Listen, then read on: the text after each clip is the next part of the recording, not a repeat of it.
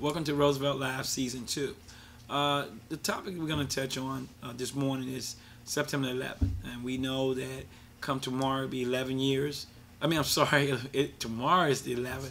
It'll be 9 years, my mistake, obviously. It'll be 9 years. It seemed like it was just yesterday when we were sitting around or wherever you were at when it happened. You know, we always get that thing about where were you when this happened. Well, I remember being in my office doing what I do every day and getting a phone call from one of my friends saying, "Did you see the plane that flew into the building in New York and the World Trade Center building?" I'm like, "No," and of course he was thinking at the time like I was thinking that it was something had went awry with the plane and it had struck the building. But when I turned the television on, I saw the actual second plane, and I knew then there was no way two planes could accidentally fly into that building. And at that point, I knew we were definitely under attack. And the rest of that day is always going to remain in my mind, because remembering looking at the face of the president at the time, President Bush, when the individual whispered in his ear and seeing the expression on his face, knowing that it must have been troublesome, no matter if you liked the president at that time or not, the country was under attack. And no matter who the commander-in-chief is and what we feel about him, whether we voted for him or not, was irrelevant at that point. But what were we going to do to get this thing under control? And of course, the news media and everybody else was obviously running wild, trying to figure out what went on and what happened. And of course, at the same time, we found out that the Pentagon was basically had some damage to it, and another plane, I guess, fell short of its target and killed all people on board on that case. And wondering, how could this happen? How could it happen on American soil? And what could we do to prevent this from happening again? And we've been having this discussion, and we obviously the country did a lot of upgrades on things, and a lot of things still need to be done. But I know everybody's coming up on tomorrow and must be thinking, where were you 9 years ago when this tragedy took place? And the amount of people's lives that was lost, family members, civilians, firemen, everybody that was out there trying to do all they could to save the people in those buildings, and to try and do what they could, and people running for their dear lives. And we don't know at this time whether or not the entire country is under attack or just a specific area. And I remember it like it was yesterday. When I thought about it just, the last couple of days, realizing that it's been 9 years, I just didn't realize that. I really thought it had been a shorter period of time, because it has never left the forefront of my mind, and I'm sure most Americans, it haven't left the forefront of their minds. And it just was a tragedy all the way around, and we'll never forget it. And it's a very sensitive issue, because it was so many theories out there. Some people even blame the United States. Some people to me, it was crazy. They even accused us of doing it to ourselves, which to me is really ridiculous.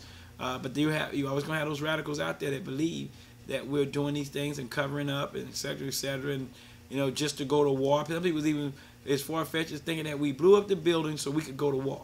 I mean, go figure. What sense does that make? I mean, we could have done a lot of other things to go to war and not blow up 5,000 innocent people in order to go to war and fight for oil or do whatever some of these off-the-wall people seem to think that we were doing.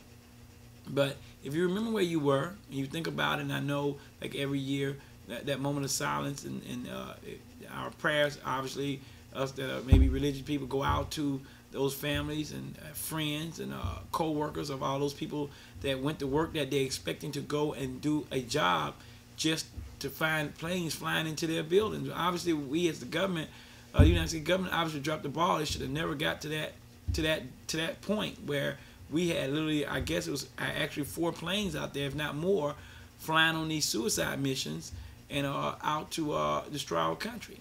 And I feel like we have made major progress since then as far as the way we look at people that are in this country, some of these sleeper cells and people that are here to do harm to the United States of America.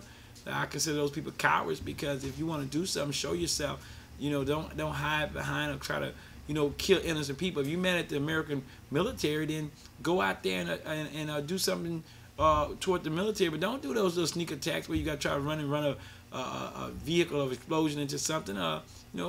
Come face those military people head up. I mean, they're not afraid to go head up with anybody. But killing innocent citizens in the name of religion or whatever it was in the name of, or revenge or whatever, is not going to happen. And I'm glad that America stepped up and we took care and did what we needed to do whether it was a controversial thing or not. We can't allow people, any people, to come into this country and try to tear down our country and, you know, ruin our economy without getting out. People were afraid. I remember for weeks and months later, people were afraid to go out to big locations, you know, well-known locations, afraid to go to the mall, people afraid to shop. They definitely was afraid to get on airplanes. And we had to do something to change that, to make them realize that it's still safe in America to do certain things and not be hindered by this type of coward behavior. But it's just a select group of radical people that think that they can come over and control how the United States run their country, or feel like we shouldn't be in certain countries. And one of the ways they feel they protest is to try to do something detrimental to the United States. But we're a much bigger country than that, and we were able to survive that type of attack. I mean, the last time I can remember any severe attack was, you know, when obviously Pearl Harbor was attacked. And even then we were able to recover from the Pearl Harbor attacks. And again, another sneak attack, you know, on a Sunday when they figured we were sleeping or going to church or whatever. They figured they would get that opportunity to come in and attack us. But we were able to recover from that and did what we need to do with a lot of brave men and women, soldiers that was out there that was willing to man those guns and get there and fight to the end, and actually was able to shoot down a lot of those planes that came in and tried to do damage to the United States. So just remembering September 11th again. Tomorrow is September 11th, and I know for people out there that feels like we haven't done enough. I understand that, and there's people out there that feel like we've done enough. I don't know if we'll ever do enough, because as long as you got radical extremists out there, you always gonna have to be looking over your shoulder, so to speak, and making sure that we do the things the right way, and at the same time don't take away too many freedoms that we in America have. This is a democratic system and a democracy here, so we do want to tiptoe on those fine lines, but at the same time, some of that things may have to be given up, a little bit of them, in order to secure us at the country we love so much. So if you agree with me and you're getting ready to look at September 11th as a Memorial Day in itself for the people that died there, you know, then drop me an email. Tell me what you think about it. Tell me how you feel. Where were you that day when that took place 9 years ago? Email me at liveroosevelt@gmail.com, or, you know, if you want to go out and catch some of this show on the YouTube, feel free to go out there, YouTube.com/Roosevelt Live.